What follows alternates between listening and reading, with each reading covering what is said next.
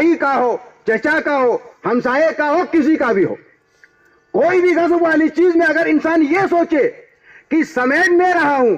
گناہ میں کر رہا ہوں، فائدہ کسی اور کو دے رہا ہوں، وہ جو لوگ فائدہ حاصل کریں گے وہ کل تمہاری قبر میں آ کے حساب دینے والے نہیں ہیں، وہ تمہاری سفارش بھی نہیں کر سکتے ہیں، وہ تمہیں اس گناہ سے بچا بھی نہیں سکتے ہیں، بلکہ وہ تو الٹا آپ کی خلاف گواہی دیں گے کہ یہ کام تو ہم نے نہیں کیا تھا، ہمیں تو وراثت میں ملی تھی، پروردگار یہ تو ہمیں وراثت میں ملی تھی، یہ زمین ہماری وراثتی زمین تھی، ہماری کیا غلطی، اس لیے کہ یہ انہوں نے۔ تو ہر آدمی یہ سوچے کہ گناہ میں کر رہا ہوں، اس کا فائدہ کسی اور کو ہو رہا ہے، تو انسان گناہ کر ہی نہیں سکتا ہے،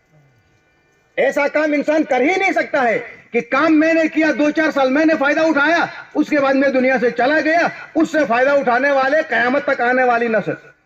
اگر یہی انسان سوچے کہ میں جو کر رہا ہوں غلط کر رہا ہوں، وہ میرے لیے ہمیشہ کے لیے نہیں ہے، ابدی نہیں ہے، یہ میرے خلاف جائے، تو انسان ایک سوئی کسی کی نہیں اٹھائے گا،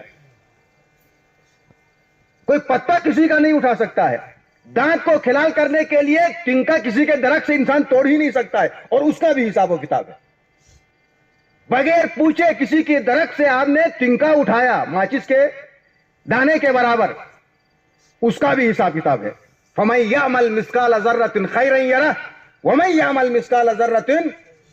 شَرًّا يَرَهُ، ذرا برابر نیکی کا بھی بدلہ دیا جائے گا، اور ذرا برابر برائی کا بھی حساب و کتاب تو قیامت میں ہے۔ لہذا انسان کو یہ سوچنا ہے کہ میں یہ دنیا کچھ بھی نہیں ہے، اس دنیا کے دھوکے میں انسان آئے گا تو وہ دھوکہ ہے۔